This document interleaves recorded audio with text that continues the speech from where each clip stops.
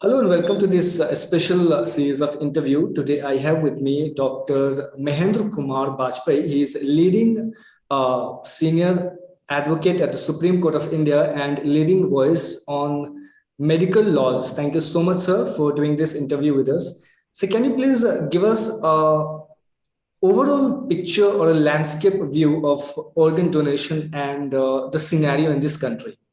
Uh, Thank you.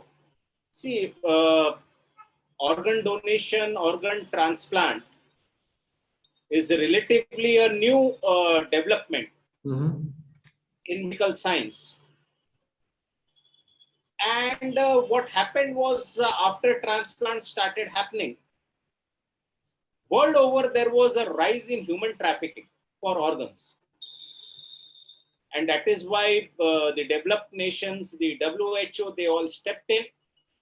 And a requirement came that let us have laws, specific laws on organ donation.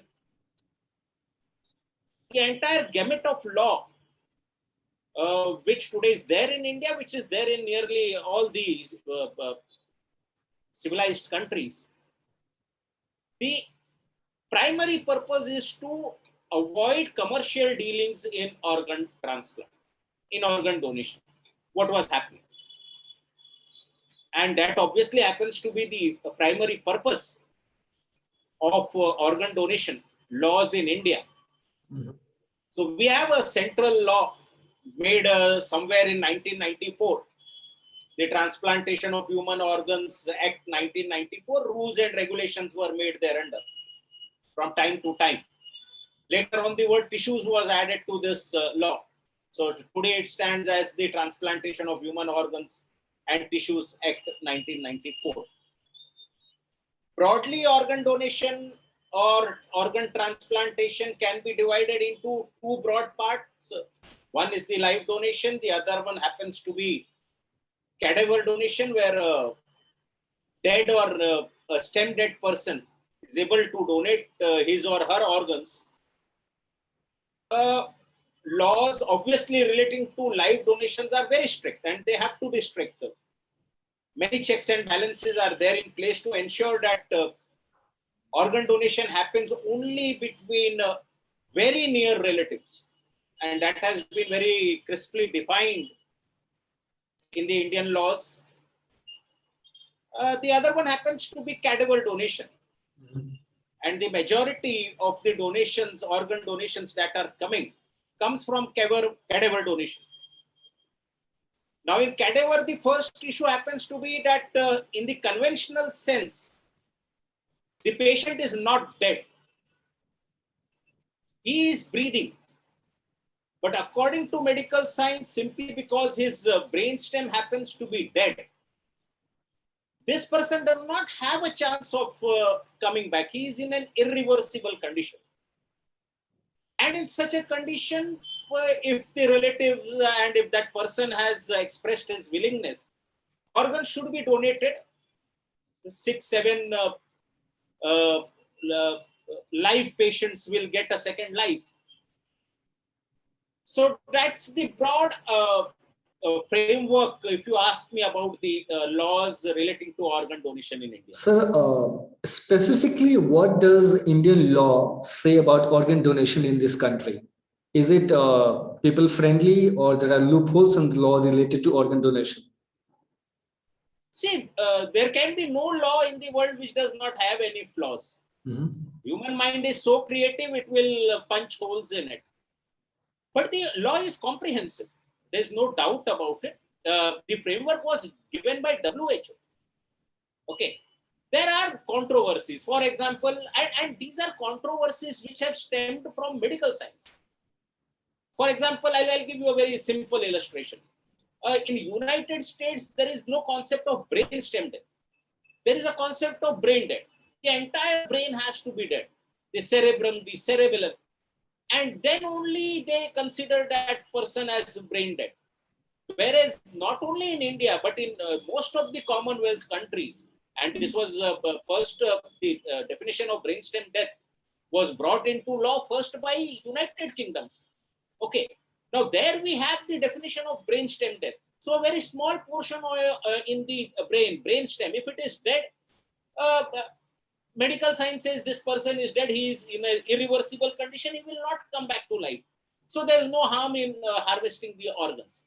So law is obviously there, law is very tough, the checks and balances are proper, but there is always room for improvement.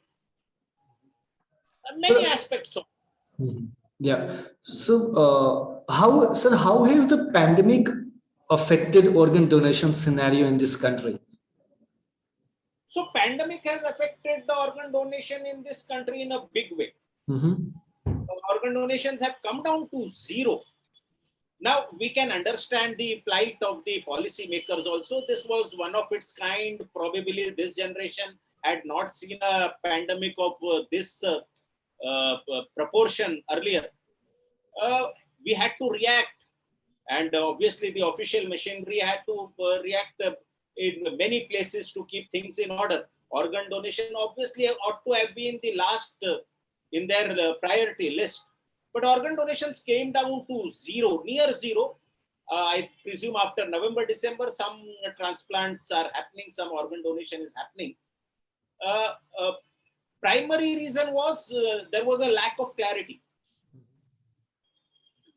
Doctors, whether it was for retrieval or whether it was for transplant, you know very well that nearly all the major surgeries had come to a halt. So there was no purpose in retrieving organs if we could not transplant them. The bigger question was, if we transplant them and later on it transpires that that patient gets infected with COVID, what would be the liabilities? So now that the pandemic is receding, it would be better for the lawmakers, policy makers to come across and draft some guidelines.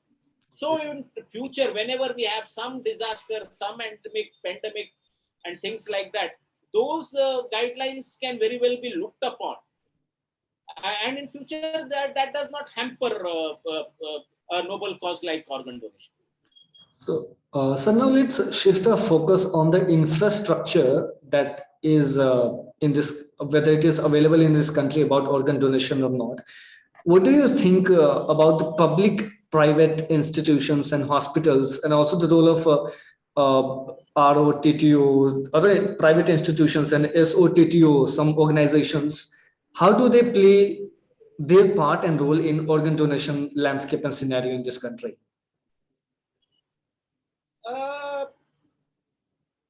See, some of the best doctors in transplant are with the government institutions. But certainly the government institutions, the government hospitals, some of them are well equipped, and they do carry out good transplants and really good ones. But that is not happening everywhere. Ultimately, let us not forget we are a developing country. Yeah. But on the other side, in private institutions, there are some really good institutions having the infrastructure, having the doctors also. What is required today is a public-private institution partnership. Okay.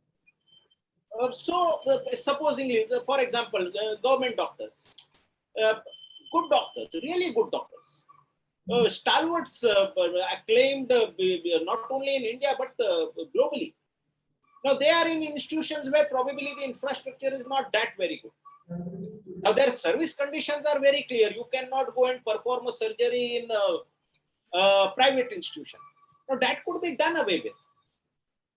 Some concessions, because here that time sensitiveness is very important. Once an organ is harvested, it is 4 hours, 8 hours, 16 hours. Within that, it has to be transplanted. So something like this should come.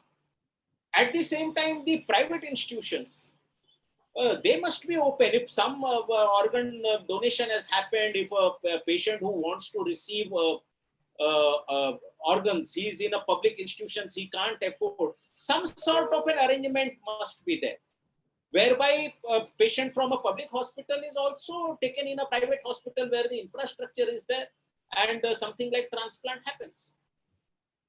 So a mutually beneficial partnership has to come into existence. Policymakers and all stakeholders have to come across and put in their views and suggestions. Okay. So how do you see the central government and the respective state governments in different states of the country? How are they facilitating organ donation exercises and functions in their own state, both at the state level and at the central level?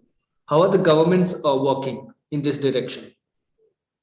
See, at the central level, much is not happening, but there is no dissuasion. Mm-hmm. Some states, they have shown the political will, and there you can see the difference. Kerala, Gujarat, Tamil Nadu, and let us not forget, ultimately organ donation happens to be a donation, a voluntary act. You cannot force anyone to give organs. Here the state machinery has a big role to play. The political will has a big role to play. And I think we Indians, we have a legacy, we have a mythological stories. You know, our culture as such promotes giving. Political will certainly is required. In some states, we see there is no political will to promote organ donation. So talking about mythology related to organ donation, there are various superstitions and religious beliefs that prevent one from, donating organs. There are so many beliefs that is hampering the process itself in this country itself. How do you think the perception can be changed or awareness can be brought about in the society? See, I don't think whatever little information and knowledge I have about religion, every religion promotes giving. Okay. And this is the supreme donation. You donate parts of your life. Hindus, we have the mythological story of Rishi Dadhichi. To kill a demon, he got himself dead. He was burnt, and after cremation, his bones were taken, and with that, Vajra was made by which that demon was killed. So he voluntarily donated, and there are instances in all religion. I am not talking about one religion. And in fact, there is no religion which actually bars it. I have come across a sermon given by a Saudi cleric who says that Islam does not forbid. Similarly, in all Christian countries, we see transplantations happening. So there is a need to spread awareness, to bring these spiritual leaders, these religious leaders on board. A very concerted effort is required, because yes, in India, it is only when social, religious leaders, they come on board and they try to move something, things move. We have a 5,000-year-old legacy tradition. So that is required. But yes, that is hampering organ donation in some parts of the country, in some societies, very specific. So in terms of statistics and the numbers, where do we as a country stand at the global stage in terms of organ donation? What the figures are saying? Very low. Very low. In fact, the exact figures are not there. It was the responsibility of NOTRO to come out with the figures. They have not been able to do so, but we are on the lower side. So will it be right to say that organ donation is difficult in this country? No, it is not difficult. If it is difficult for live donation, but those checks and balances are required. See, please understand, you have to verify whether a particular person who is donating organ to a particular person, there is no commerce in between them. They are really related. Now, if it is between siblings, you have scientific tests. But if it is between spouses, how do you bring in those scientific tests? The genetic mapping will never happen. So then how does the state prevent commercial dealing. You have to have really strict laws. So in live donations, the laws are there. Some procedural things here and there can obviously be done. And some states are doing, especially Kerala, we have seen recently. 2 days, 3 days, if everything is in place, permission is given. There are a number of forms, but they are required. As far as cadaver is concerned, I don't think it's tough. It's very easy. And a lot of NGOs are doing work, helping you out if you really want to donate organs. More awareness is one thing that is required. And procedurally, some aspects of the regulatory framework, the legal framework, that needs to be worked upon. And I'm sure the policymakers would be looking in that direction. Sir, what are the do's and don'ts of organ donation in this country as per the law? No commerce, no commercial dealing. That is the only do and do. Live donation will always happen only between near relatives, and the near relatives are defined: son, daughter, granddaughter, grandson, grandfather, grandmother, siblings, brothers, sisters. That's all. Very clearly defined by law. So that is the second one, that live donation will only happen between near relatives. And the third do and don't is that although a person may have pledged his organs during his lifetime, consent of his near relatives is absolutely necessary when that person is unable to take end of life care decision, when he's on ventilator, when he's unconscious. So consent of near relatives is mandatory. It is a must. There are some very important do's and don'ts. Otherwise, there's a big checklist. I will not trouble you with that. But these are the three most important do's and don'ts. So what are those very important and concerning areas where India is failing, or the law is not able to, facilitate organ donation, and where we need to work in that direction? What are those areas according to you? See, broadly, one area, and that area is very debatable.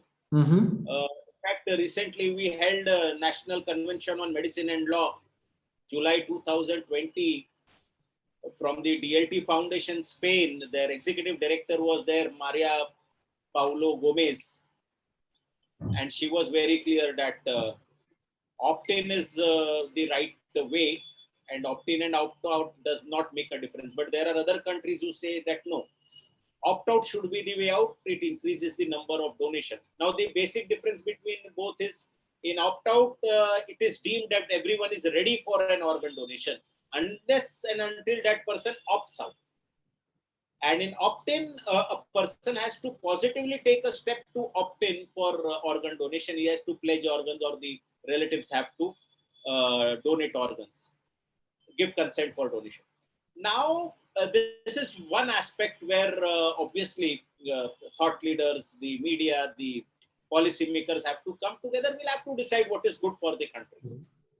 But there are other places where obviously if some little changes are made, it will make a big difference in organ donation. And the primary one happens to be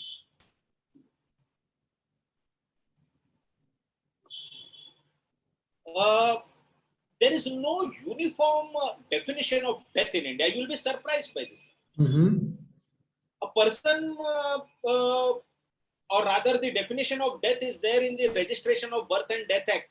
There is one definition in the Indian Penal Code also, but it is basically the Registration of Birth and Death Act, which we always look upon. Now, it says that permanent disappearance of life from that person, this is known as death. But in transplantation of human organs, we have added one more form of death, brainstem death, that I have already shared with you earlier. But the interesting part is, a person says, I'll illustrate it.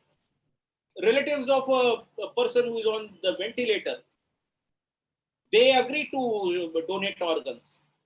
Now, to donate organs, something known as an apnea test has to be done within a period of 6 hours, or rather, the time frame between the first apnea test and second apnea test has to be 6 hours.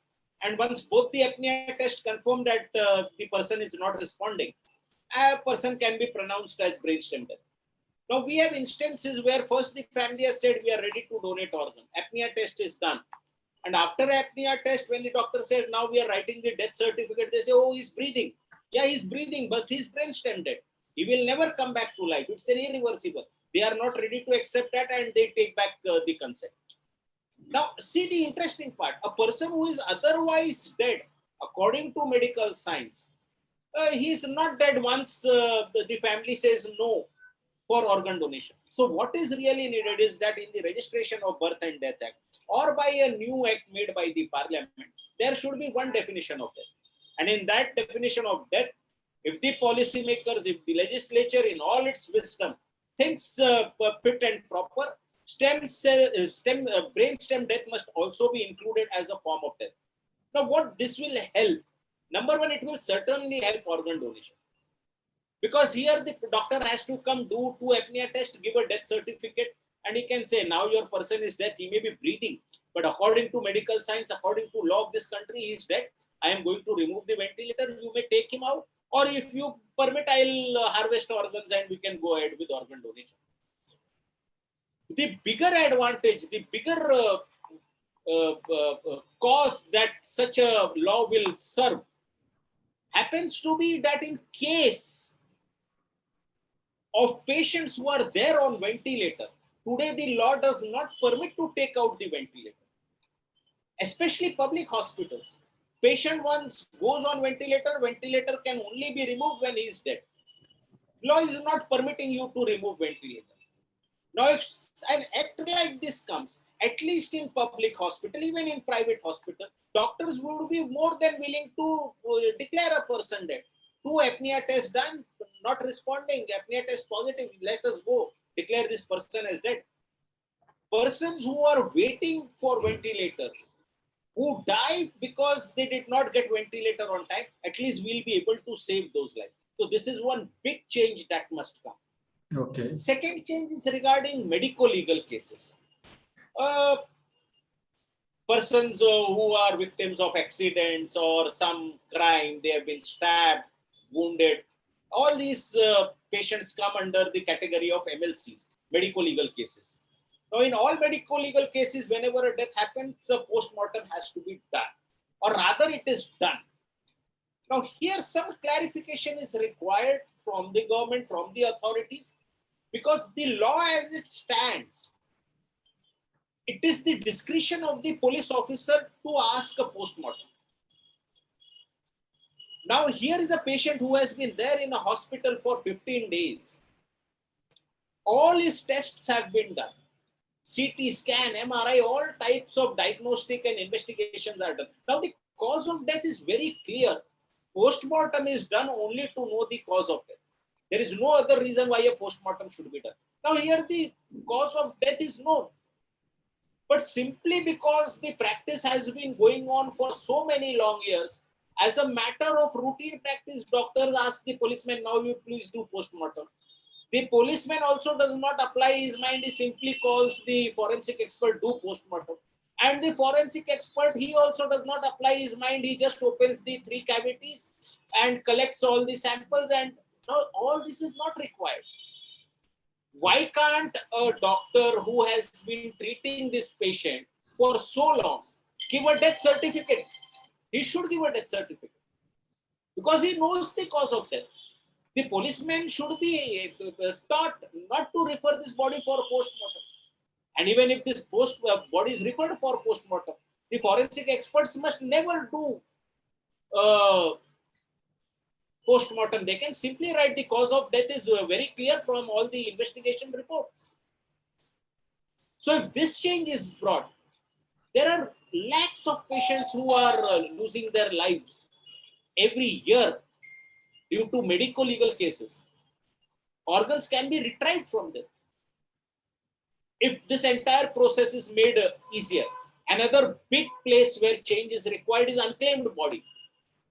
In prisons, in hospitals, there are unclaimed bodies.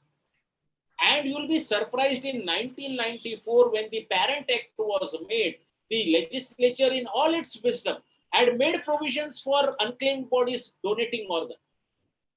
The person in charge of the hospital, the person in charge of the prison was given that authority. If a person is dead, no one is coming to claim the body, you think no one will come, please go ahead. If you deem fit and proper, you can donate organs, give consent. But that is not happening because the regulations that were required, the rules that were required to make things more clearer, the procedure that was required to be laid down has not been laid. If these three legal suggestions are really thought of by all the right-thinking persons, by the policy makers, and appropriate changes is brought, I am sure that organ donation in this country will be at par with any other country of the world.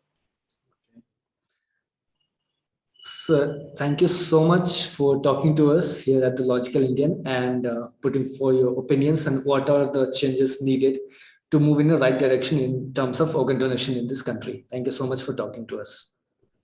Thank you.